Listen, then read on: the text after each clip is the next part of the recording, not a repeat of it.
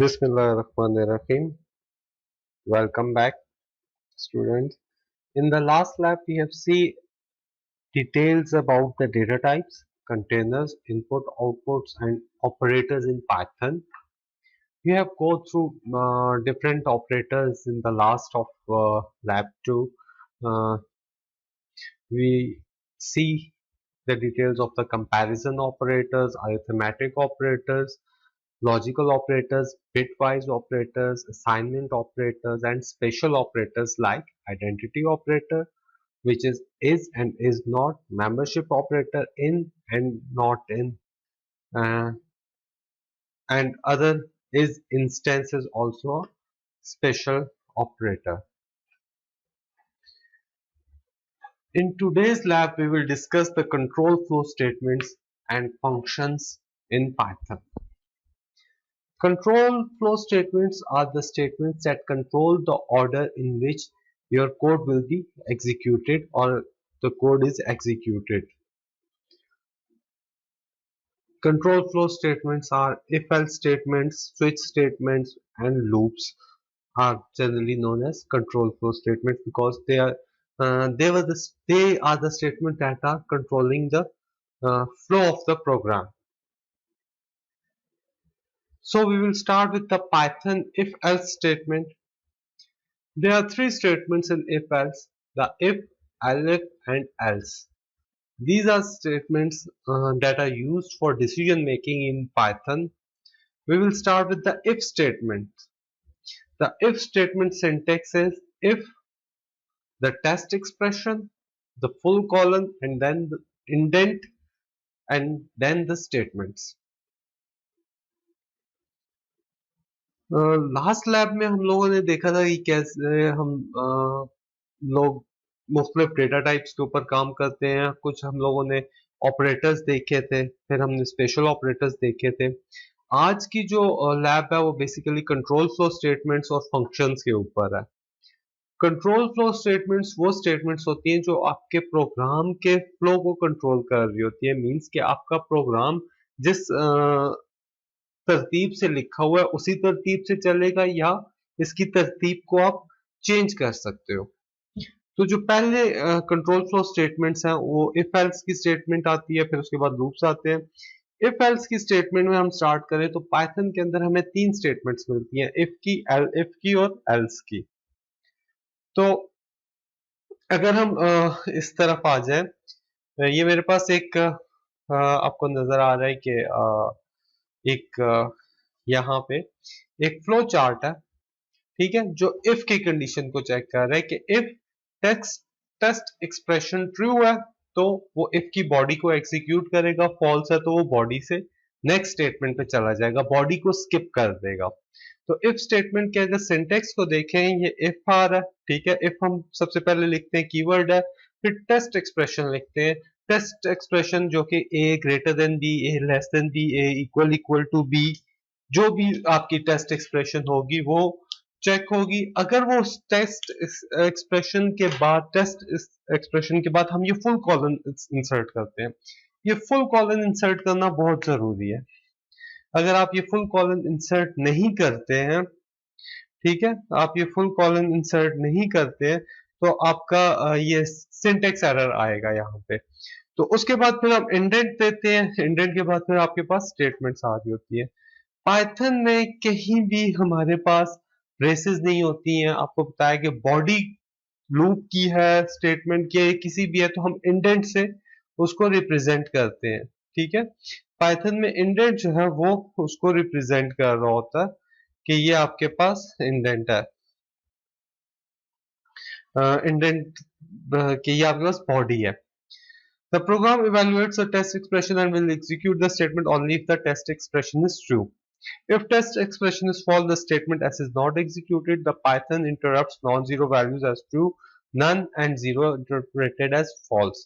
अच्छा, Python में जो नॉन जीरो वैल्यूज होती है उनको हमेशा ट्रू कंसिडर किया जाता है, जीरो और नन को as a false value consider किया जाता है. अगर हम एग्जांपल देखते हैं, इफ की एग्जांपल है ये, मैंने एक नंबर लिया नम इज इक्वल टू 1, ठीक है. If num is greater than 0, full colon, print number is positive, ठीक है। और फिर मैं बॉडी की इफ की बॉडी से बाहर आ रहा हूँ, इंडेंट से बाहर आ रहा हूँ, दिस विल ऑलवेज प्रिंट का मतलब ये है कि ये वाला लूप हमारे पास हमेशा, ये वाली स्टेटमेंट हमारे पास हमेशा से प्रिंट होगी, ठीक है। बाकी स्टेटमेंट प्रिंट होना हो, ये वाली स्टेटमेंट जरूर प्रिंट होगी। अगर मैं इस कोड को रन करता हूँ, स्पाइडर के अंदर मैं ये कर रहा हूँ, ठीक है,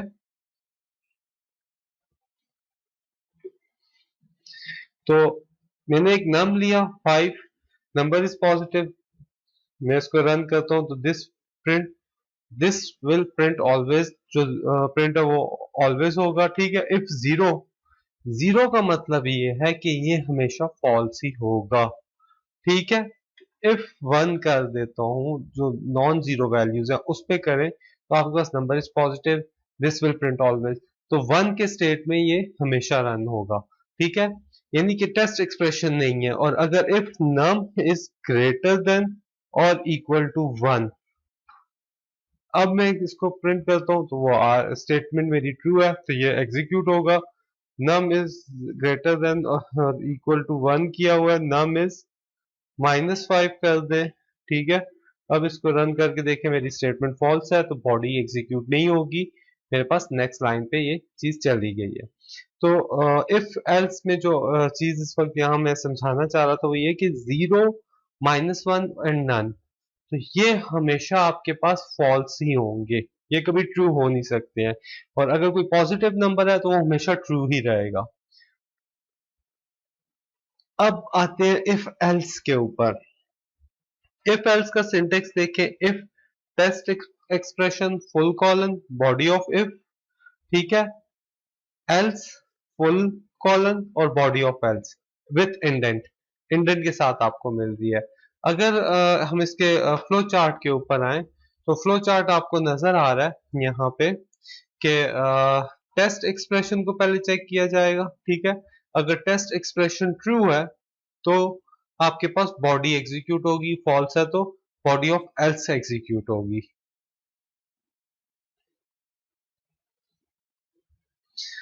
ठीक है।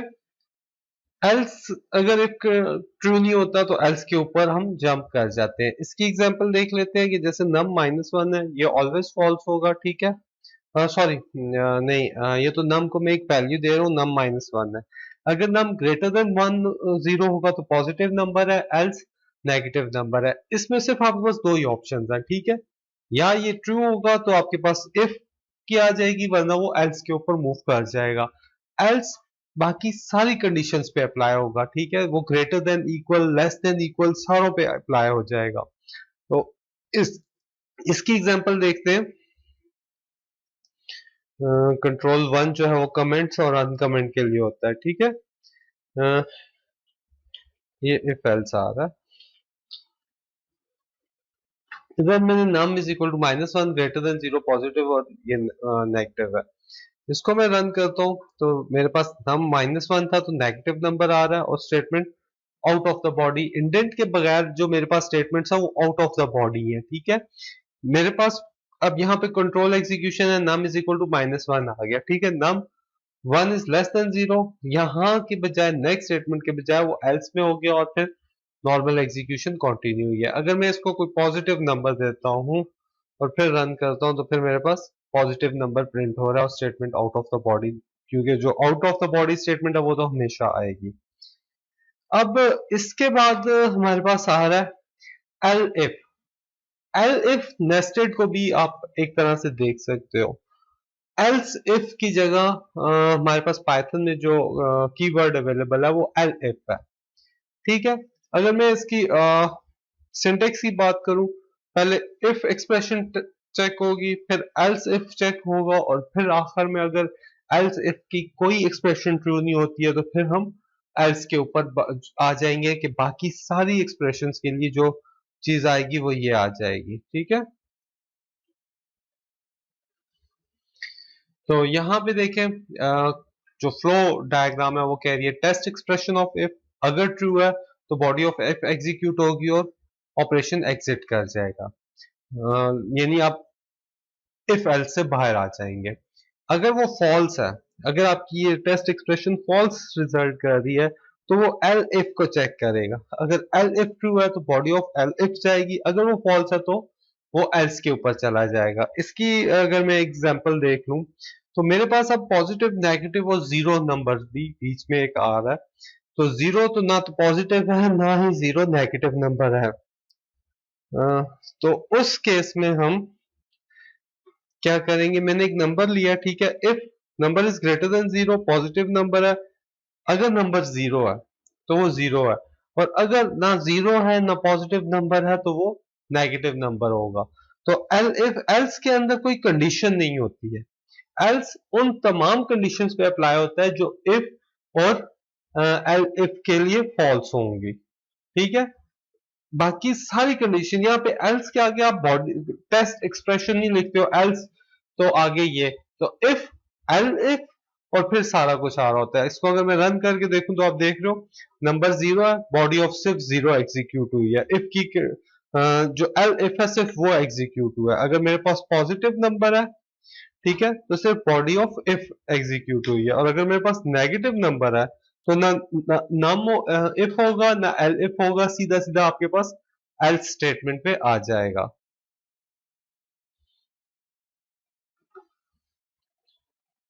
इसके बाद नेस्टेड इफ स्टेटमेंट्स को देखें तो हम एक इफ के अंदर मल्टीपल इफ एल्स यूज कर सकते हैं। इस तरह की जो स्टेटमेंट्स होती हैं इनको आप नेस्टिंग कहते हैं, ठीक है। कंप्यूटर प्रोग्रामिंग के अंदर इस तरह की स्टेटमेंट के एक इफ के अंदर आप मल्टीपल इफ्स की इफ की बॉडी के अंदर आप मल्टीपल इफ्स अगर यूज करते हो तो इसको नेस्टेड कहते हैं। जिस तरह नम -12 ले लिया, ठीक है, ये कंडीशन है, ग्रेटर देन और इक्वल टू जीरो है, ठीक। अगर जीरो है तो प्रिंट जीरो करे, एल्स ये अब इफ की बॉडी में है, एल्स पॉजिटिव नंबर है। अब इफ इस इफ एल्स की बॉडी से बाहर निकले, हम एल्स पे आ गए तो प्रिंट नेगेटिव नंबर। इस तरह की कोडिंग को हम नेस्टेड इफ एल्स का नाम देते हैं, ठीक है। नेस्टेड इफ एल्स में आप मल्टीपल इफ्स को भी यूज कर सकते हो। मैं स्क्रिप्टिंग में भी आपको दिखा देता हूं।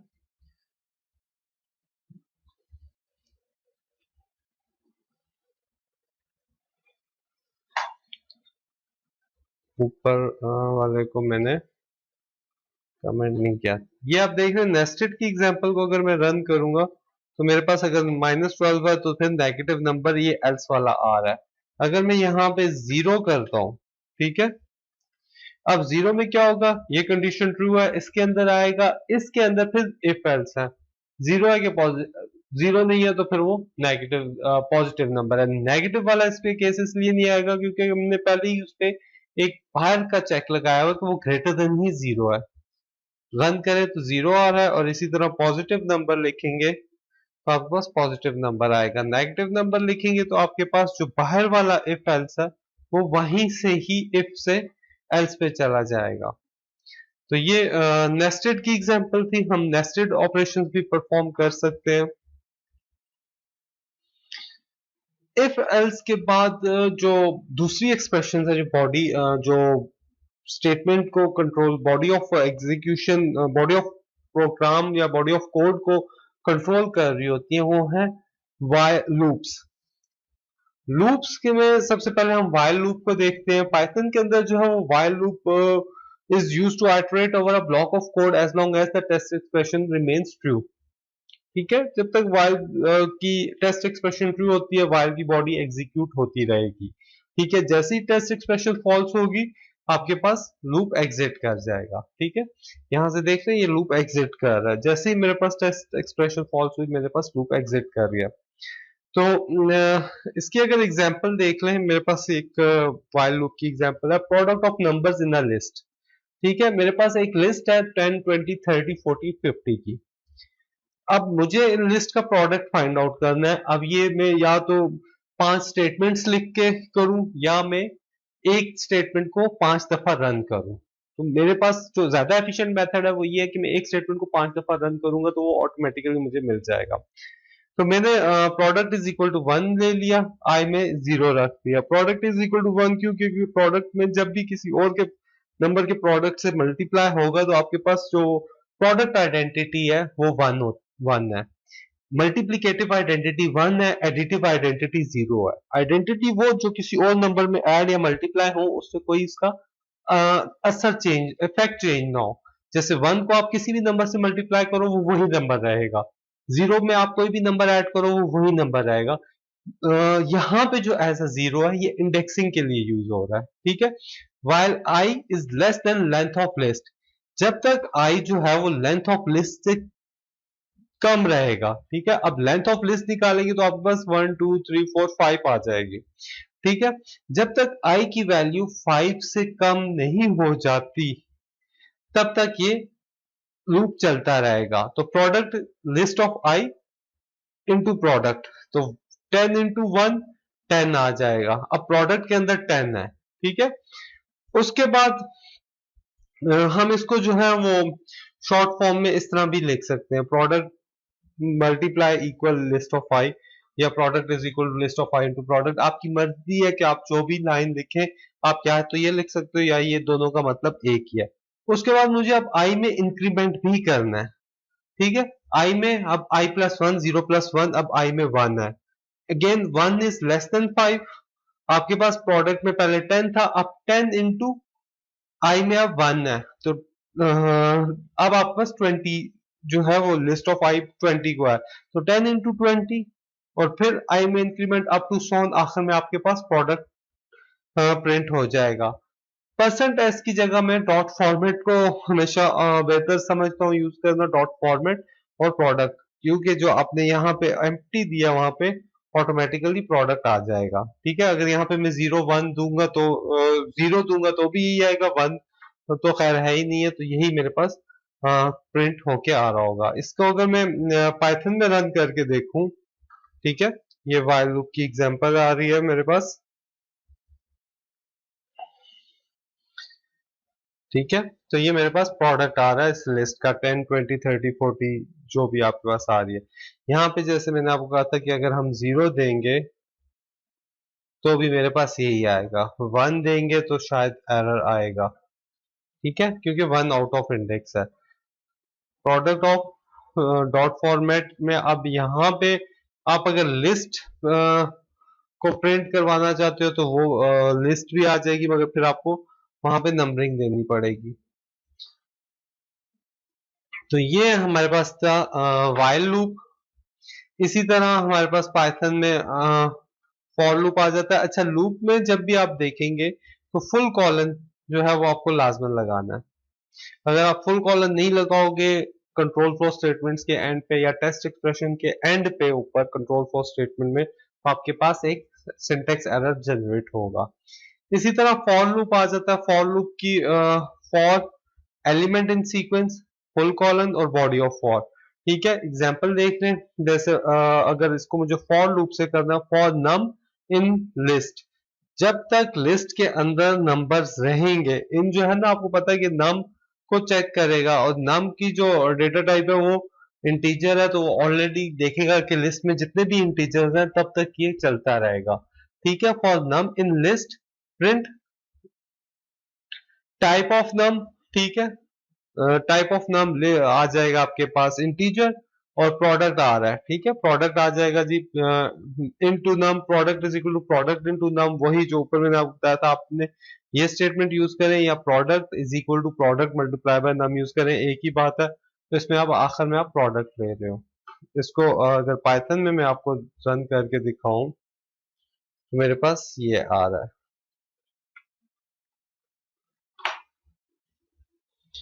ठीक है, क्लास इंटीजर। तो ये यानी जितने नंबर से 1 2 3 4 5 6 6 नंबर से मेरे पास, लास्ट टाइम 5 थे, इस दफा 6 नंबर है, तो 6 नंबर 6 दफा मेरे पास क्लास इंट लिखा हुआ आ रहा है, ठीक है, क्योंकि मैं उसको अंदर प्रिंट करवा रहा हूँ। अगर मुझे इसको बॉडी के बाहर प्रिंट करवाना है तो मुझे इंडेंट को खत्म करना पड़ेगा और इसको आखिर में लाना पड़ेगा, ठीक है। प्रोडक्ट की बाकी वो product is equal to product into num ले रहा है, लिस्ट के अंदर जितने नंबर्स हैं उनको आपस में मल्टीप्लाई करके जो रिजल्ट है वो आपको आउटपुट पे दिखा रहा है। रेंज फंक्शन, अच्छा, अब रेंज फंक्शन जो है वो काफी हमारे पास हेल्पफुल होता है, ठीक है। We can generate a sequence of number using range function, ठीक है। range 10 will generate number from 0 to 9, अगर रेंज ऑफ 10 देते हैं तो वो 0 to 9 बनेगा। We can also define start, stop, step size. जो हम स्वीप डिफाइन करते हैं मैटलैब में, वो फुल कॉलन फिर स्टेप फिर फुल कॉलन फिर स्टॉप होता था। इसमें थोड़ा सा चेंज है, इसमें स्टार्ट कॉमा स्टॉप और फिर कॉमा स्टेप साइज। तो स्टेप साइज बाय डिफॉल्ट 1 होता है, इसको आप चेंज कर सकते हैं। जैसे इसमें एक एग्जांपल है for in range example for I in range 0 to 10 और 1 का इंक्रीमेंट हो रहा है तो प्रिंट ऑफ आई हो रहा है, प्रिंट को आई को प्रिंट कर दे। इसको मैं यहाँ पे रन करके दिखाता हूँ ताकि आपको क्लियर हो जाए। यहाँ पे ये आ गया, ठीक है। अब मेरे पास आई 0 1 2 3 4 वही आ गया। अगर मैं इसको ना भी लिखूं फिर क्या होता है, फिर भी मेरे पास 0 से 9 तक वो डिफॉल्ट रेंज आ रही है, ठीक है, 9 नंबर आ रहे हैं। अब मैंने प्रिंट ऑफ आई इस तरह से भी कर लिया। इसको एक और तरीका भी है, वेरिएबल एक्सप्लोरर में देखें आई के अंदर फिलहाल 9 नंबर, ठीक है, तो वो एक मैट्रिक्स वाली लुक नहीं आ रही है जिस तरह लिस्ट में आ रही है। इसका मैं आपको तरीका भी बताता हूँ, ठीक है। जिस तरह I is equal to range -10 to 20, ठीक है। अब आई में आप देखें, यहाँ पे देखें रेंज ऑब्जेक्ट आ रहा है, ठीक है। अब प्रिंट ऑफ अगर आई में करूंगा तो मेरे पास ये आ रहा है, मगर मैं प्रिंट ऑफ लिस्ट ऑफ आई करूंगा तो मेरे पास वो एक मैट्रिक्स वाली फॉर्म में जिस तरह नंबर आते हैं तो वो आ रहे हैं, ठीक है। तो रेंज फंक्शन इस तरह से आप यूज कर सकते हो कि मुख्तलिफ आपको अगर वैल्यू जनरेट करनी है तो ये आपके पास एक तरीका ये भी है। खैर अभी जो हम बात कर रहे थे वो कर रहे थे इस पे, मैंने अगर कुछ भी नहीं दिया तो बाय डिफॉल्ट ये आ रहा है। स्टार्टिंग पॉइंट दे देता हूँ कि 2 से स्टार्ट करे और 10 तक जाए। अब मैं इसको रन करता हूँ तो वो 2 to 9 जा रहा है, ठीक है। अब मैं स्टेप साइज इसको दे देता हूँ 2 का, ठीक है। 2 से स्टार्ट हो रहा है, 2 का स्टेप साइज है और अप टू 10 तक जा रहा है। 10 तक नहीं 9 तक जाएगा, 10 - 1 तक होता है, तो 2 4 6 8 10। तो रेंज का फंक्शन हम ऐसे यूज करते हैं, ठीक है। For I in range I print of I, तो आई की वैल्यूज आपके पास आ रही है। इसी तरह अगर मुझे प्रोडक्ट लेना है, ठीक है, यहाँ पे मैं प्रोडक्ट इज इक्वल टू 1, ठीक है, product is equal to 1 for I in range, ठीक है। Product is equal to product into i, ठीक है। या तो मैं ये स्टेटमेंट लिखूं और मैं प्रिंट ऑफ आई को मैं बाहर ले जाता हूं। अब मैं देखें तो मेरे पास जो नंबर जनरेट हो रहे हैं उनका प्रोडक्ट आ रहा है, ठीक है। 2 4 8 सॉरी आई नहीं प्रिंट प्रोडक्ट करना था, ये तो प्रोडक्ट अब करें तो मेरे पास 2 4 6 8 का प्रोडक्ट आ रहा है 384। इसी तरह अगर मुझे और एक तो हमारे पास ये तरीका है, इसको इसी स्टेटमेंट को मैं product is equal to multiply equal I, तो ये वही स्टेटमेंट प्रोडक्ट, ठीक है। तो ये वही स्टेटमेंट थी इनटू लंबी स्टेटमेंट लिखे या इस तरह शॉर्ट फॉर्म में लिखे, आपकी मर्जी है, दोनों स्टेटमेंट्स का मतलब एक ही है। तो product in asterisk equal to I, उसी तरह प्रोडक्ट निकाला है जो इस लिस्ट में हमारे पास नंबर आ रहे हैं। अब यहाँ पे लिस्ट को अगर मैं चेंज कर दूं, मैं 0 to 10 कर दूं, ठीक है, तो अब मेरे पास प्रोडक्ट 0 क्यों आ रहा है, क्योंकि आई में आपके पास 0 है, तो जैसे ही आई मल्टीप्लाई होगा तो वो 0 आ जाएगा। इसको हम आई को 1 से स्टार्ट करते हैं, ठीक है। अब 954 आ रहा है, ठीक है। और अगर मुझे इन नंबर्स को प्रिंट करवाना है तो मैं प्रोडक्ट तो साथ साथ प्रिंट करवाना है, तो मैंने उसको लूप की बॉडी के अंदर एग्जीक्यूट कर लिया, ठीक है। 1 3 15 105 और 945 इस तरह से आ रहा है। 5 नंबर मेरे पास आएंगे क्योंकि मेरे पास स्टेप साइज 2 है। तो ये स्टार्ट है, ये स्टॉप है और ये स्टेप साइज है। 1 से स्टार्ट करेगा, ठीक है, 1 इंटू 1 1 आ गया, ठीक है। नेक्स्ट टाइम अब आई के अंदर आपके पास 2 आएगा, सॉरी 1 के बाद नेक्स्ट 2 का जंप लेके 3 आएगा, तो 3 इंटू 1 3 आ गया। अब प्रोडक्ट के अंदर 3 है, नेक्स्ट जंप आपके पास 5 आएगी, 3 इंटू 5 15, ठीक है। 5 के बाद जो नेक्स्ट जंप आएगा वो आपके पास 6 7 का आएगा। इस तरह से आपके पास ये दो दो नंबर्स का जंप लेके प्रोडक्ट आ रहा है। और आगे अगर आपको नंबर्स भी प्रिंट करवाने हैं साथ प्रोडक्ट के, तो यहाँ पे मैं प्रिंट आई कर देता हूँ। अब मैं इसको रन करूंगा तो मेरे पास ये देखें, ये नंबर आ रहा है, ये नीचे उसका प्रोडक्ट आ, ऊपर नंबर आएगा, नीचे उसका प्रोडक्ट आएगा 3 3 5, नंबर 5 है, 5 मल्टीप्लाई बाय 3 15 है, 7 मल्टीप्लाई बाय 15 105 है, 9 मल्टीप्लाई बाय 105 945 है, ठीक है। तो इस तरह से आपके पास सारा कुछ आ रहा है। ये तो एक फॉर लूप और इन रेंज की एग्जांपल होगी है, ठीक है। इसके अलावा हमारे पास कुछ ऐसी स्टेटमेंट्स हैं जो हम कि हमें एक स्पेसिफिक कंडीशन के ऊपर लूप की स्टेटमेंट से बाहर निकाल सकती हैं, ठीक है। ऐसी ये जो जो हमें लूप से बाहर निकालती है, ये लूप को स्टॉप करवाती है, ये ब्रेक और कंटिन्यू की स्टेटमेंट्स हैं जो कि एक नॉर्मल लूप के फ्लो को भी चेंज कर सकती है, ठीक। Loops iterate over a block of code until test expression is solved, but sometimes we wish to terminate the current iteration or even while loop without checking a test expression. The break and continue statements are used in these cases, और ये break और continue statements बहुत ज्यादा use होती हैं, ये extensively use होती हैं। एग्जाम्पल देख लें ब्रेक स्टेटमेंट की, मेरे पास नंबर है जी 1 2 3 4 5 6, ठीक है। फॉर नम इन नंबर, ठीक है।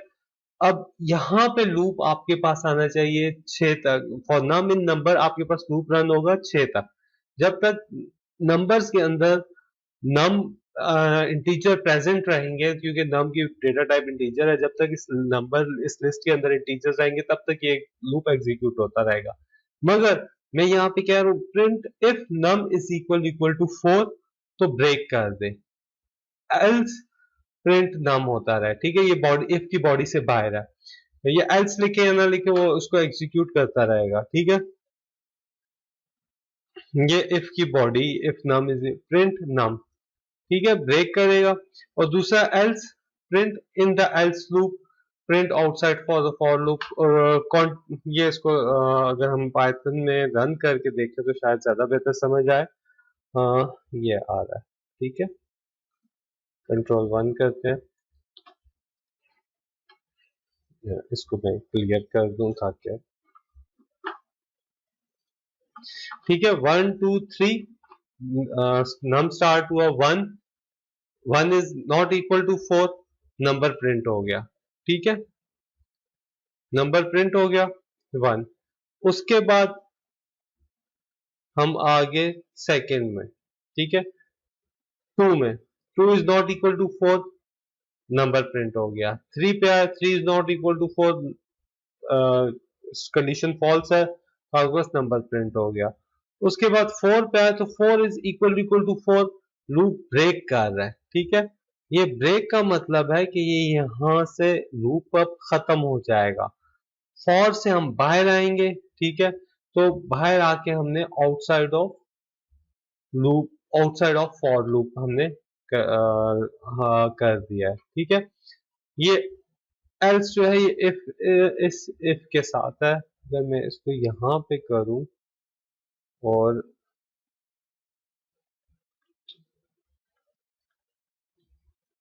क्योंकि हाँ जी, अब ठीक है। अब इसको रन करें तो सिंटेक्स एरर आ रहा है किसका, अच्छा, पाइथन में मैंने आपको बताया था कि एरर्स रीड करना बहुत इजी है। अब सिंटेक्स एरर आ रहा है, इनवैलिड सिंटेक्स आ रहा है कहाँ, एल्स में। एल्स जो है वो इफ की स्टेटमेंट के साथ है, तो एल्स अगर मैं, और दूसरे ये मुझे क्रॉस से भी पता चल रहा है, unindent does not match any other, levels. तो जैसे ही मैंने वो एरर क्लियर करूंगा मेरे पास यहाँ क्रॉस आ खत्म हो जाए 1 2 3 4। ठीक है, ये इस पे जैसे ही मेरे पास एरर क्लियर होगा तो वो खत्म हो जाएगा। तो आउटसाइड ऑफ लूप आ रहा है। ठीक है, जैसे ही अगर अगर मैं ब्रेक को हटा दूं तो मेरे पास ये नंबर चलते रहेंगे। अब जो दूसरी स्टेटमेंट है वो है कंटिन्यू की। अ, ये आ रहा है, इसको मैंने कंट्रोल 1 कर दिया, यहाँ पे हैश कर दें। कंटिन्यू की स्टेटमेंट में अगेन मेरे पास नंबर है। ठीक है, if num mod 2 is equal to 0 continue. ठीक है, प्रिंट नम एल्स। इसको मैं रन करता हूँ, देखें 135 और एल्स ब्लॉक जब ये कंडीशन ट्रू नहीं हुई, ये कंडीशन ट्रू हुई, ठीक है, कंटिन्यू पे आगे हमारे पास नेक्स्ट नंबर प्रिंट हुआ कंटिन्यू, यानी हमारे पास नेक्स्ट आप इस पे आगे आपने एल्स की स्टेटमेंट या आगे किसी स्टेटमेंट को एग्जीक्यूट नहीं किया, आपने बस इस कंटिन्यू के बाद नेक्स्ट उस पे 2 3 उस पे आ गए हैं। ठीक है, 1 divided by 2 is equal to 0 continue हो गया। ठीक है, 2 divided by 2 equal sorry 1 by 2 equal to 0 नहीं होगा, 0.5 होता है तो वो प्रिंट नम हो गया। ठीक है, 2 divided by 2 is equal to 0। अब 2 2 से डिविजिबल है तो कंटिन्यू हुआ। कंटिन्यू ने क्या किया कि बाकी स्टेटमेंट्स नहीं रीड किए, दोबारा लूप के शुरू में चला गया। ठीक है, ब्रेक के केस में आपके पास बाकी सारी स्टेटमेंट्स को वो छोड़ के लूप से बाहर आ जाता था। कंटिन्यू की जो स्टेटमेंट है, कंटिन्यू की स्टेटमेंट आपके पास जो बाकी सारी स्टेटमेंट्स होती हैं बॉडी की फॉर लूप की, वो स्किप करके बॉडी के बिल्कुल शुरू में चला जाता है। ठीक है, जिस तरह अब 3 के केस में प्रिंट होगा, 4 के केस में कंटिन्यू हो जाएगा। जब 4 का केस आया तो वो प्रिंट नहीं हुआ, उसने बाकी को नहीं चेक किया, उसने कंटिन्यू कर दिया। जब ये सारी कंडीशंस खत्म हो गई हैं, ठीक है, फॉर के खत्म हो गई है, तो वो एल्स ब्लॉक को उसने प्रिंट कर दिया। ठीक है, तो ये हमारे पास इस तरह से चल रहा है। तो कंटिन्यू और ब्रेक की स्टेटमेंट्स जो हैं वो आपके पास ब्रेक के केस में लूप से बाहर निकल आते हैं, और कंटिन्यू के केस में बाकी लूप कंटिन्यू से जो नीचे की स्टेटमेंट्स होती हैं लूप की बॉडी में, वो स्किप हो जाती है और दोबारा आप लूप के शुरू में चले जाते हो। लूप की एग्जीक्यूशन से जो जहां से स्टार्ट हो रही होती है ना लूप की बॉडी, वहां पे आप चले जाते हैं। तो ये दोनों में फर्क है। यहाँ पे हमारी कंट्रोल फ्लो स्टेटमेंट्स खत्म होती हैं। ठीक है, कंट्रोल फ्लो स्टेटमेंट्स में यही हमारे इफ एल्स हैं और फॉर लूप्स वगैरह हैं। अब हम आते हैं फंक्शंस के ऊपर। ठीक है, पाइथन के अंदर फंक्शंस लिखना भी बहुत इजी है। Function is a group of related statements that perform a specific task. Functions help break our program into smaller or modular chunks. As our program grows larger and larger, functions make it more organized and manageable. It avoids repetition and make code reusable.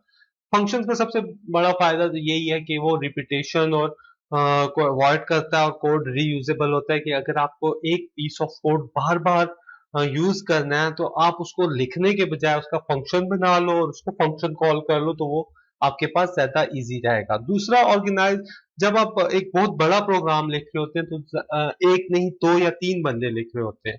ठीक है, अब हर बंदा अपने हिसाब से coding कर रहा होता है। अगर वो फंक्शंस के अंदर कोडिंग करेंगे तो हर जो टीम है वो हर बंदा दूसरे के फंक्शंस को डायरेक्ट कॉल कर लेगा, उसको फंक्शन लिखना नहीं पड़ेगा, उसको जस्ट फंक्शन को डिफाइन करना है। तो जो पाइथन में फंक्शन का सिंटेक्स है वो डिफाइन के कीवर्ड से शुरू होता है। ठीक है, ये जो कीवर्ड डिफाइन है marks the start of function header, ये आपको ये पाइथन को बताएगा कि ये फंक्शन स्टार्ट हो रहा है। उसके बाद हम फंक्शन का नाम लिखते हैं। ठीक है, ये फंक्शन नेम फंक्शन का नाम है, और जो पैरामीटर्स या जो आर्ग्यूमेंट्स आपने इसको पास करने हैं उसके बाद वो आ जाते हैं। डॉक्यूमेंट स्ट्रिंग ट्रिपल कोट्स के साथ फंक्शन के अंदर लिखी जाती है। ठीक है, और फिर फुल ये सॉरी ये रह गया था फुल कॉलन, लाजमन लिखना है, फुल कॉलन नहीं लिखेंगे तो आपके पास फंक्शन नहीं होगा। अच्छा, अब डॉक्यूमेंट स्ट्रिंग्स वो है जो आप डॉक्यूमेंट्स जिस तरह हम लोग कमेंट्स में लिख देते हैं कि ये फंक्शन क्या परफॉर्म करेगा। डॉक्यूमेंट स्ट्रिंग आप कमेंट्स में लिखने की आपको जरूरत नहीं पड़ती, ट्रिपल कोट्स के साथ आप डॉक स्ट्रिंग के नाम से लिख सकते हो और आप किसी भी फंक्शन की डॉक्यूमेंट स्ट्रिंग को देख भी सकते हैं कि ये फंक्शन क्या इसकी पर फंक्शनैलिटी क्या है। तो आप ये एक स्ट्रिंग लिख देते हो और बता देते हो कि इसकी फंक्शनैलिटी क्या है। उसके बाद स्टेटमेंट्स आ जाती है कि ये फंक्शन क्या काम कर रहा है, ये क्या स्टेटमेंट्स ये क्या परफॉर्म कर रहा है। ठीक है, तो पैरामीटर्स आर्गुमेंट्स ऑफ फंक्शन को फुल कॉलन और डॉक्यूमेंट से। और रिटर्न रिटर्न की स्टेटमेंट ऑप्शनल होती है। रिटर्न जो अगर आपको फंक्शन से कोई वैल्यू वापस रिटर्न करवानी है तो हम रिटर्न का कीवर्ड यूज करते हैं। ठीक है, define print underscore name, define DEF वो कीवर्ड है जो ये बताएगा कि ये एक फंक्शन है, फंक्शन की स्टेटमेंट हम लिख रहे हैं। प्रिंट अंडरस्कोर नेम एक फंक्शन का नाम है, प्रिंट अंडरस्कोर नेम, और यहाँ पे नेम है। ठीक है, नेम मैंने इसको पास किया है। ट्रिपल कोट्स में ये जो डॉक्यूमेंट स्ट्रिंग है, this function prints the name. ठीक है, ये डॉक्यूमेंट स्ट्रिंग फंक्शन में डायरेक्ट डिस्प्ले नहीं होगी, आपको देखना पड़ेगा कि ये जस्ट आपको डॉक्यूमेंट स्ट्रिंग को जब आप देखेंगे तो ये आएगी। हर दफा ये नहीं है कि मैं फंक्शन को कॉल करूंगा तो मेरे पास ये लिखा हुआ आएगा कि this function prints the name. उसके बाद ये मेरे पास फंक्शन की बॉडी है। ठीक है, print hello plus string name. तो नेम को पहले वो स्ट्रिंग में कन्वर्ट करेगा क्योंकि नेम जो हम पास करेंगे वो लिस्ट होगी, लिस्ट को स्ट्रिंग में कन्वर्ट करेगा। फिर उसके बाद हेलो प्लस हेलो के साथ कंकैटिनेट करेगा। प्लस जो साइन है वो स्ट्रिंग्स में कंकैटिनेशन के लिए यूज होती है। ठीक है, और अगर मैं जो ऊपर वाला फंक्शन है उसको मैं फंक्शन को कॉल करूंगा तो प्रिंट अंडरस्कोर नेम फंक्शन का नाम लिखूंगा और उसको आर्गुमेंट पास कर दूंगा। ठीक है, जैसा ये तो अली है, अगर मैं 1 2 3 भी करूंगा तो इंटीजर की फॉर्म में या कोई भी फॉर्म में, तो जो स्ट्रिंग को जब आप कंकैटिनेट करते हो तो वो दूसरी स्ट्रिंग ही होनी चाहिए। तो इसलिए हम यहाँ पे एसटीआर का टाइप कास्टिंग के लिए एसटीआर का कीवर्ड यूज कर रहे हैं। ठीक है, इसको देखते हैं कंट्रोल 1।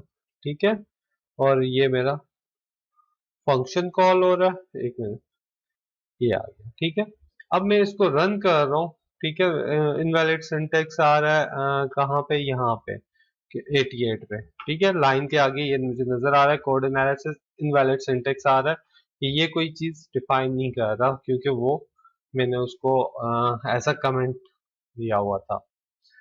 तो this function print the name, ये मेरे पास इसकी डॉक्यूमेंट स्ट्रिंग है। अगर मैं डॉक्यूमेंट स्ट्रिंग को भी हटा दूं, अब मैं इसको क्लियर करूं कंसोल को और इसको रन करके देखें तो ये हेलो अली, सिर्फ वही जो मैंने नाम इसको पास किया है वो इसने प्रिंट कर दिया। ठीक है, हेलो के साथ कंकैटिनेट कर दिया।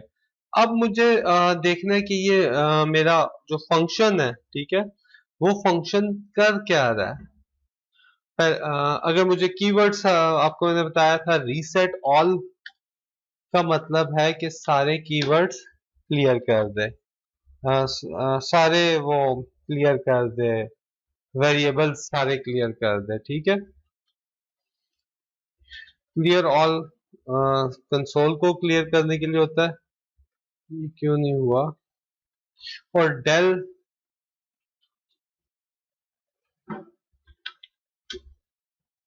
डेल भी यूज होता है वैसे आपके क्लियर करने को। डेल लिस्ट, डेल नम, ठीक है, डेल नंबर्स और रीसेट सारे क्लियर कर देता है। रीसेट, ठीक है, रीसेट ऑल नहीं रीसेट है, वो रीसेट ऑल में क्लियर और क्लियर। अच्छा, अब हम मैं इसको रन करता हूँ। ठीक है, वेरिएबल एक्सप्लोर में कोई वेरिएबल नहीं है। ठीक है, जो मैंने इसको पास किया वो इसने प्रिंट कर दिया। अब मुझे ये देखना है कि ये फंक्शन क्या परफॉर्म करता है। ठीक है, तो मैं यहाँ पे इस स्टेटमेंट को लिखता हूँ। प्रिंट की कमांड प्रिंट करेगी, प्रिंट डॉट नेम फंक्शन का नाम है डॉट डबल अंडरस्कोर है, ठीक है, ये डॉट डबल अंडरस्कोर है, ये वाली जो आपके पास स्टेटमेंट है ना, ये 2 दफा अंडरस्कोर है, अंडरस्कोर डीओसी फिर underscore.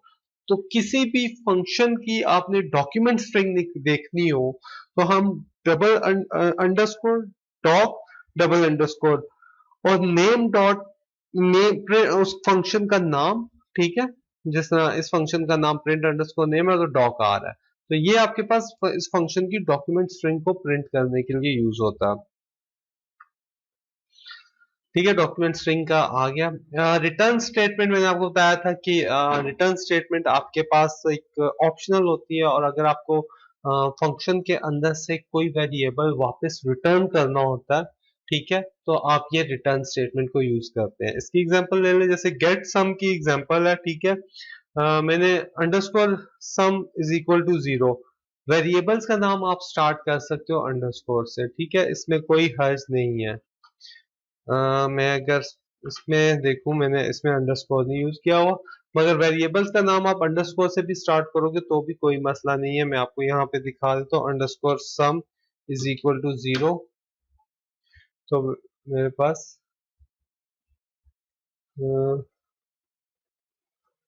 Underscore sum is equal to 0 आना चाहिए था, मगर पता नहीं क्यों नहीं आ रहा। खैर, underscore sum is equal to 0, तो पाइथन कोई एरर नहीं देगी, पाइथन इसको as a variable name accept करेगी। अब अगर कंट्रोल 1 करते हैं और इस फंक्शन को मैं, ठीक है, और मैं इसको भी अनजिप करता हूं, तो मैंने डिफाइन कीवर्ड है, गेट अंडरस्कोर सम फंक्शन है, और लिस्ट आपके पास जो मैं इसको आर्गुमेंट पास कर रहा हूँ वो लिस्ट टाइप का है, तो वो मैंने एक वेरिएबल का नाम लिख दिया जिसके अंदर वो आर्गुमेंट की वैल्यू रिसीव होंगी। डॉक्यूमेंट स्ट्रिंग लिखती है ट्रिपल कोट के अंदर, this function returns the sum of all elements in the list, sum को 0 इनिशियलाइज किया, ठीक है, for num in list, for loop में हमने देखा है कि जब तक नम इंटीजर इस लिस्ट के अंदर इंटीजर रहेंगे तब तक इसको सम कर देगा, और ये रिटर्न सम कर रहा है। अब फंक्शन से अगर हमें कुछ रिटर्न करना है तो इक्वल एस इज इक्वल, तो जो रिटर्न सम रिटर्न होगा वो इधर एस के अंदर आ जाएगा, एस इक्वल का साइन हम यूज करके इसको कॉल करेंगे, गेट सम फंक्शन का नाम है, और मैं इसको ये लिस्ट पास कर रहा हूँ, ठीक है, 1 2 3 4, ये लिस्ट पास कर रहा हूँ और फिर मैं प्रिंट को एस कर रहा हूँ। अगेन मुझे डॉक्यूमेंट स्ट्रिंग अगर इसकी डॉक स्ट्रिंग प्रिंट करवानी है तो सम गेट सम फंक्शन का नाम है, dot double underscore doc double underscore और पैरेंथेसिस क्लोज हो रही है, तो ये मेरे पास इसकी डॉक्यूमेंट स्ट्रिंग को प्रिंट कर देगा, ठीक है।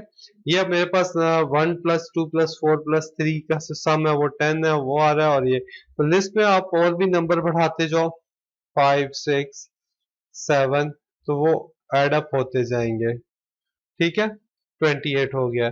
अगर मैं लिस्ट की जगह टपल भेज रहा हूं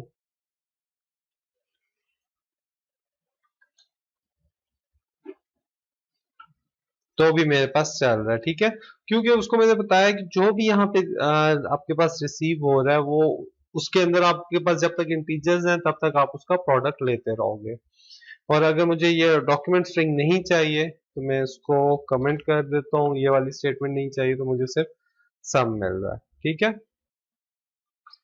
यहाँ पे आप देख रहे हैं कि एस उधर स्क्रिप्टिंग में जब मैंने वेरिएबल लिया तो मेरे पास एस आ रहा है, ठीक है, एस ग्लोबल वेरिएबल है। इस पे बात करते हैं थोड़ी देर में कि ग्लोबल क्या होते हैं, लोकल वेरिएबल्स क्या होते हैं। Scope and lifetime of a variable. Scope of a variable is a portion of the program where the variable is recognized. Scope आप उसको क्या प्रोग्राम के उस हिस्से को कहते हो जिसके अंदर वो वेरिएबल आप रिकग्नाइज हो सके, ठीक है, वो वेरिएबल का नाम उस स्कोप उस फंक्शन के अंदर यूज हो सके। Variable defined inside a function is not visible from outside, जो वेरिएबल्स फंक्शन के अंदर आप डिफाइन करोगे वो फंक्शन से बाहर विजिबल नहीं होंगे, इसलिए हम उसको कहते हैं कि उसका स्कोप लोकल है, और जो फंक्शन से बाहर वेरिएबल डिफाइन होंगे उनको हम ग्लोबल कहेंगे, वो उनका स्कोप ग्लोबल होता है, उनको वो थ्रू आउट द मेमोरी आपके एग्जिस्ट करेंगे। लोकल वेरिएबल्स जब आपका फंक्शन एग्जिट होता है तो लोकल वेरिएबल्स डिस्ट्रॉय हो जाते हैं, ठीक है, जब आप फंक्शन से वापस आते हो, जबकि ग्लोबल वेरिएबल जो है वो जब तक प्रोग्राम एग्जीक्यूट करता है वो अवेलेबल रहते हैं। इसकी एक एग्जांपल पे बात करते हैं। तो ये यार ठीक है। अब मैंने एक ग्लोबल वेरिएबल डिफाइन कर दिया, ठीक है, ग्लोबल कीवर्ड भी है मगर जब मैंने, ठीक है, ग्लोबल कीवर्ड भी है यहाँ पे साथ आप देख रहे हो, ग्लोबल फंक्शन भी है, ग्लोबल वेरिएबल एक टेक्स्ट के तौर पे टेक्स्ट भी आ सकता है और ग्लोबल ही कीवर्ड है। जब ग्लोबल का कीवर्ड लगा दिए तो वो वैसे भी ग्लोबल हो जाएगा, ठीक है। अगर हम फिलहाल अगर हम ग्लोबल इसको नहीं सिर्फ इस कोड के लिए हिसाब से देख रहे हैं, तो मैंने एक फंक्शन से पहले एक वेरिएबल डिफाइन कर दिया ग्लोबल वेरिएबल। अब मैं फंक्शन के अंदर आ गया, फंक्शन के अंदर मैंने लोकल वेरिएबल डिफाइन किया जिसके अंदर मैंने लोकल वेरिएबल लिख दिया। फंक्शन के अंदर मैंने लोकल और ग्लोबल दोनों को प्रिंट किया तो दोनों प्रिंट होंगे, ठीक है। अब फंक्शन को कॉल किया तो उसमें मेरे पास local variable global variable print होगा। जब मैंने ग्लोबल वेरिएबल को प्रिंट किया तो मेरे पास ग्लोबल वेरिएबल प्रिंट होगा, मगर जब मैं लोकल वेरिएबल को प्रिंट करूंगा तो मेरे पास एरर आ जाएगा, ठीक है, क्योंकि लोकल वेरिएबल जो है वो सिर्फ इस फंक्शन के अंदर एग्जिस्ट कर रहा था। जब आप इस फंक्शन से बाहर आए हो तो ये लोकल वेरिएबल डिस्ट्रॉय हो गया है, ये आपको फंक्शन के बाहर आपको एक्सेस नहीं हो सकेगा। अच्छा, अब इसके बाद एक फंक्शंस की एक और हम एग्जांपल देखते हैं। हम HCF,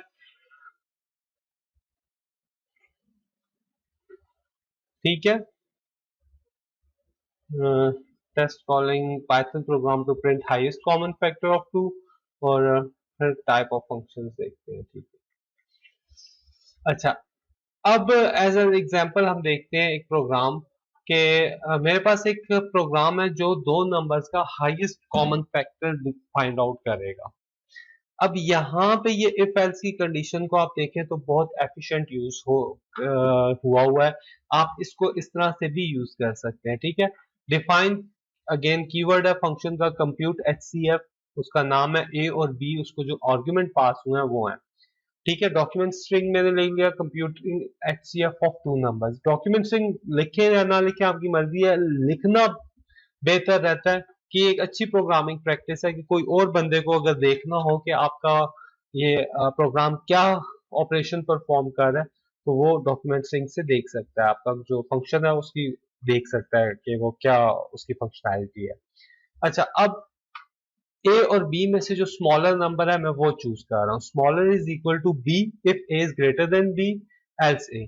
अगर ए ग्रेटर देन बी है तो स्मॉलर में बी आएगा, अगर ए ग्रेटर देन एल्स दूसरी कंडीशन है तो ए आ जाएगा, अगर ए लेस है तो ए आ जाएगा। तो यहां से ये आप देख लो कि ये बहुत अच्छी एक इफ एल्स स्टेटमेंट को लिखने का आसान और अच्छा तरीका है कि आप यहाँ पे लिखो if A is equal to B smaller is equal to, if A is greater than B smaller is equal to B else smaller is equal to A. तो ये सारा जो 4 लाइनों का कोड था वो मैंने एक ही लाइन में लिख दिया।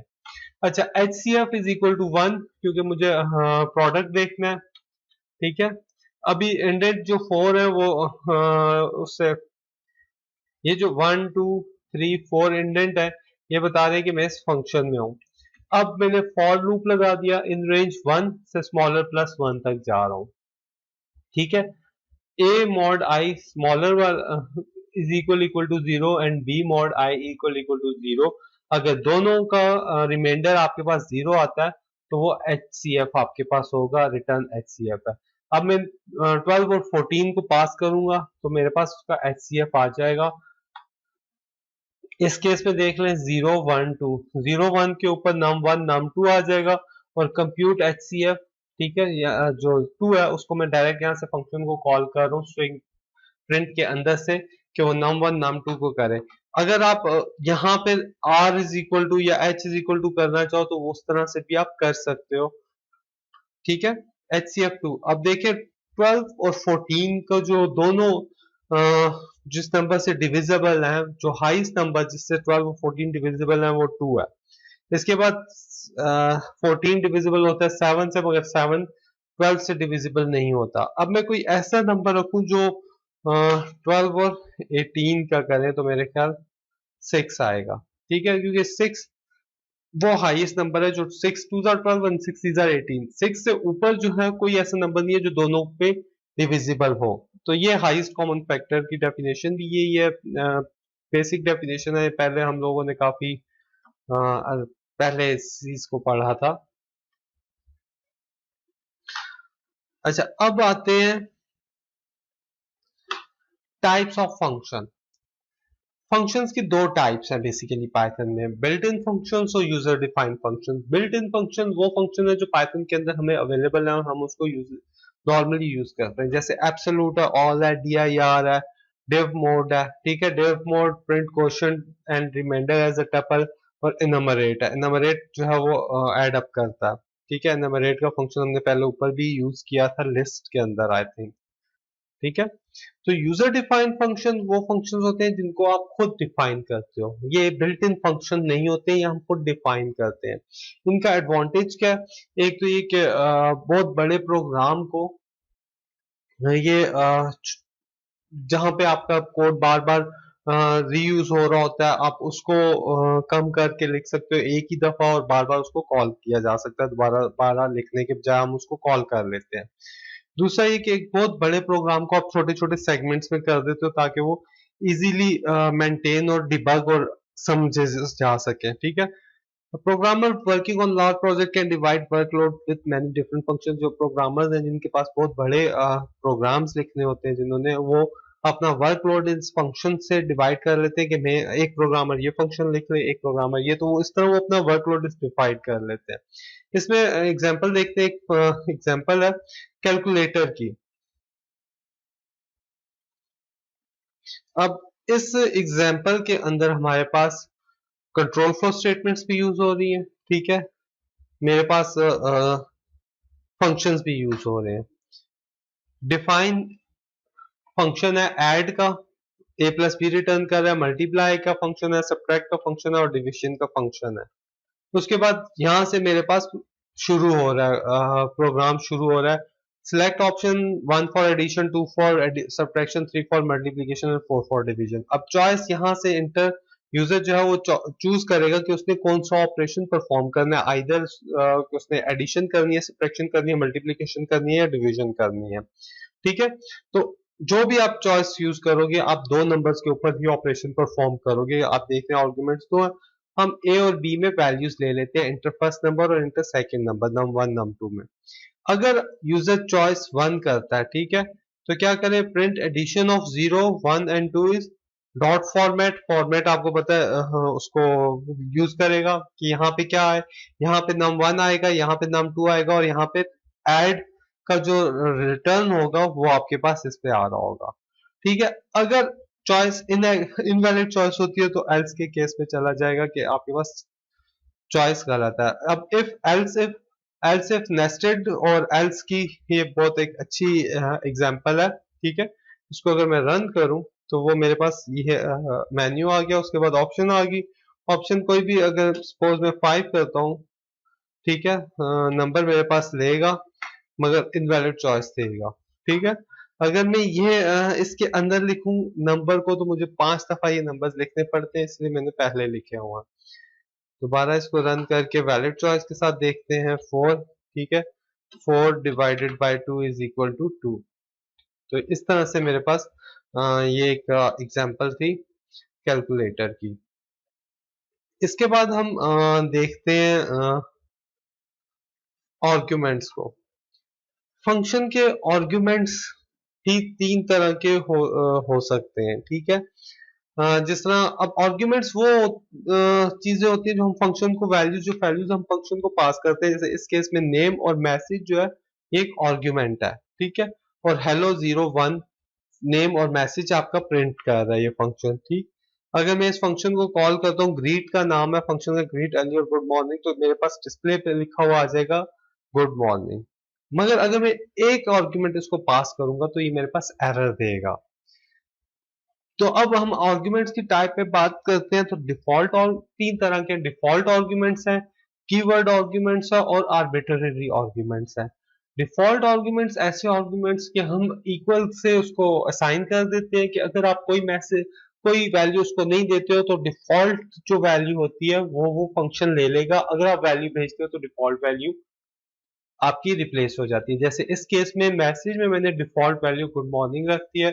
अगर मैं ग्रीट में अली और गुड नाइट भेजूंगा तो मेरे पास अली गुड नाइट होगा, और अगर मैं एक आर्ग्यूमेंट भेजूंगा तो अली गुड मॉर्निंग आया होगा। कि अगर मैं वैल्यू भेज रहा हूँ तो मेरी जो डिफॉल्ट वैल्यू है वो रिप्लेस हो जाएगी, अगर मैं वैल्यू नहीं भेजता तो वो जो डिफॉल्ट वैल्यू अपने फंक्शन में डिफाइन की थी वो वही रहेगी।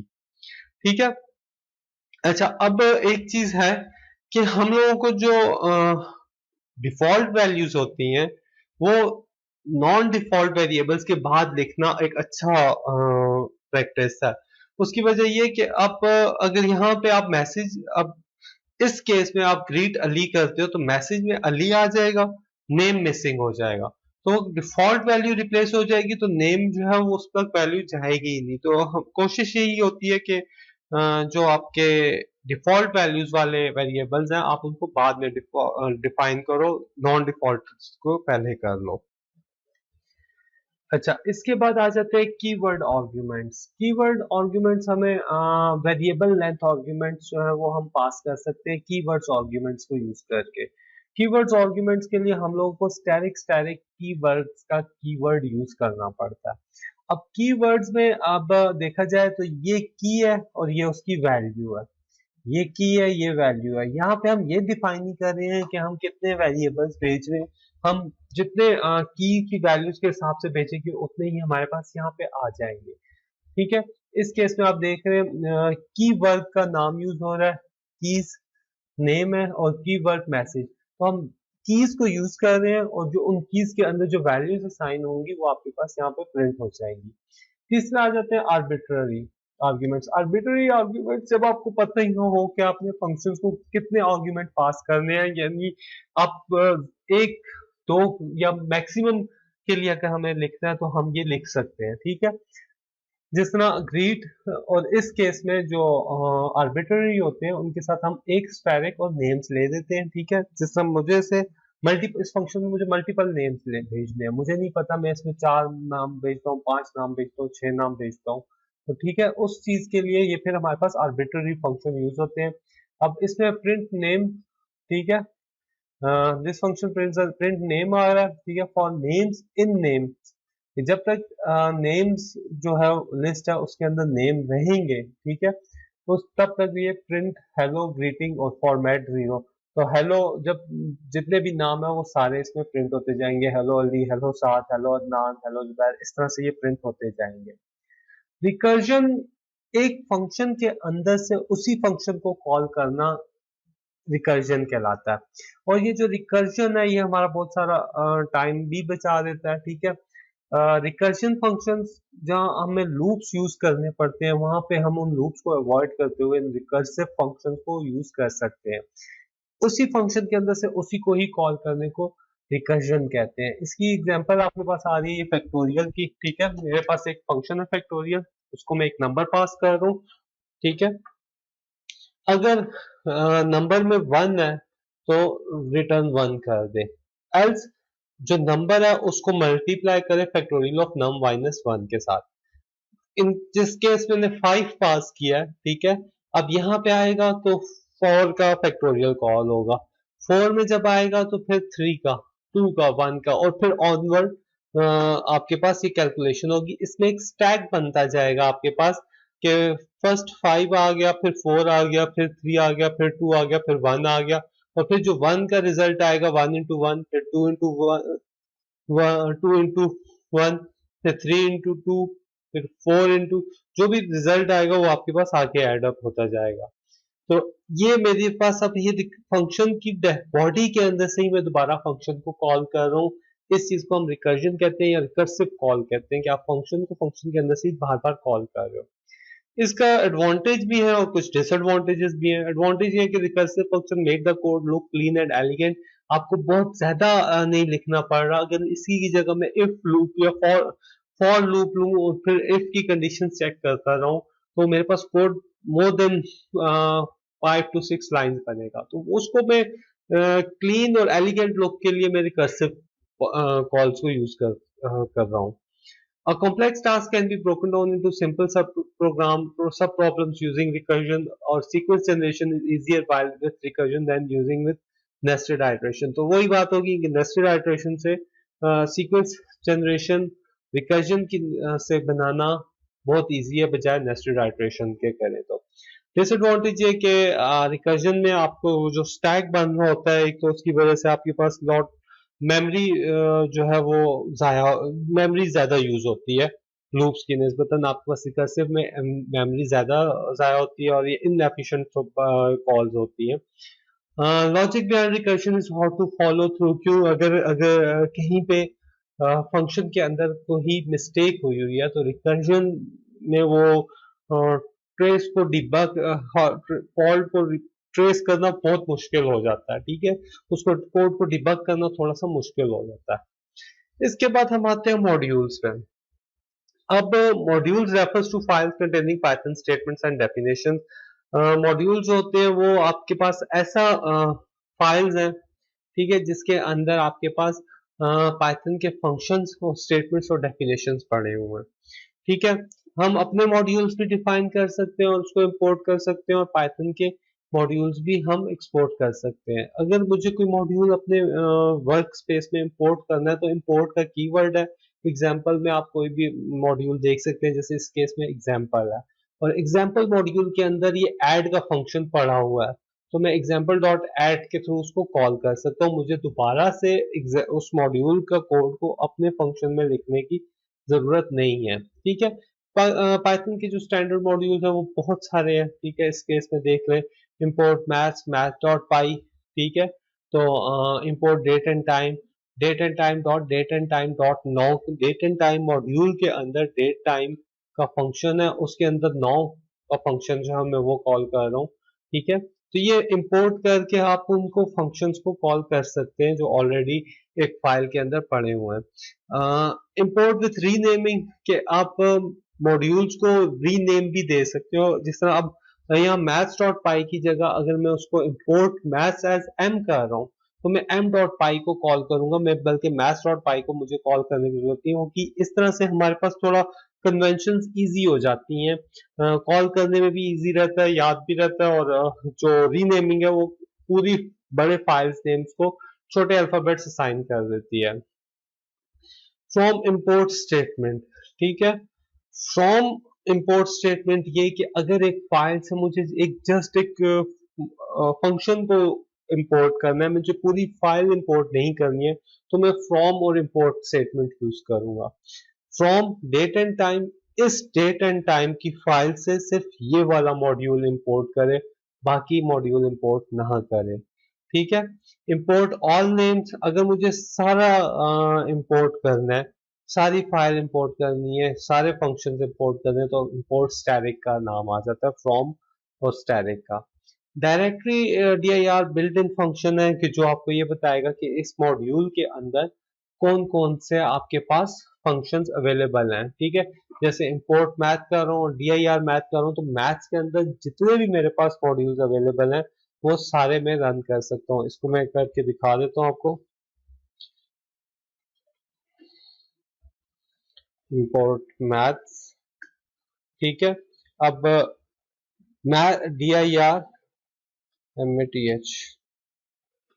ठीक है, हाँ गलत हो गया. तो ये मेरे पास मैथ्स के अंदर ये सारे फंक्शन अवेलेबल हैं. अब मैथ्स डॉट साइन मुझे यूज करना है तो मैथ डॉट साइन ऑफ 12. तो साइन 12 की ये वैल्यू है. वैसे अगर मैं साइन यूज करूंगा साइन 12 तो मेरे पास इनवैलिड आ रहा है कि मेरे पास साइन का कोई function built in function define नहीं है. उसके लिए मुझे मैथ्स का मॉड्यूल इंपोर्ट करना है और अगर मैं maths from math import sine as s. ठीक है, अब मैंने एस इंपोर्ट किया तो एस डॉट साइन 12 ऐसे लिखेंगे नहीं, एस ऑफ 12. ठीक है, ठीक है। अब मैंने उसको रीनेम दे दिया एस। तो अब मुझे साइन को फुल लिखने की जरूरत नहीं है, मैं सिर्फ एस को यूज कर रहा हूँ, तो एस ऑफ 12 मेरे पास आ गया। तो ये इस तरह से हम जो मुख्तलिफ मॉड्यूल्स अवेलेबल हैं मैटलैब के अंदर, या आप अपने मॉड्यूल्स भी लिख सकते हो। जिस तरह अब मेरे पास ये एक है, इसको मैं कंट्रोल 1 कर लेते हैं, ठीक है जी, कंट्रोल एस है। अब ये मेरे पास आ रहा है इंपोर्ट lab3.py, ठीक है। lab3.py वो लाइब्रेरी का पाथ पूरा मुझे डिफाइन करना पड़ता है। ये वाला पूरा, ये जो सी यूजर, ये पूरा पाथ मुझे दूंगा तो मेरे पास ये इंपोर्ट हो जाएगा। उसके बाद मैं इसको ऐड मल्टीप्लाई का डायरेक्ट फंक्शन भी कॉल कर सकूंगा, ठीक है। तो ये हमारे पास मॉड्यूल्स के फायदे हैं। इसके बाद आपके पास ये लैब टास्क है। लैब टास्क इसी लैब से रिलेटेड है, जो हम लोगों ने फंक्शंस की और लूप्स की और इफ एल्स स्टेटमेंट्स की जो लैब की है, इसी से ही रिलेटेड है। ये लैब टास्क सारे परफॉर्म कीजिएगा। अगर कोई कंफ्यूजन हुई तो फिर हम इंशाल्लाह उसको फिजिकल सेशन में डिस्कस कर लेंगे। तब तक के लिए अपना ख्याल रखिएगा। अल्लाह हाफिज।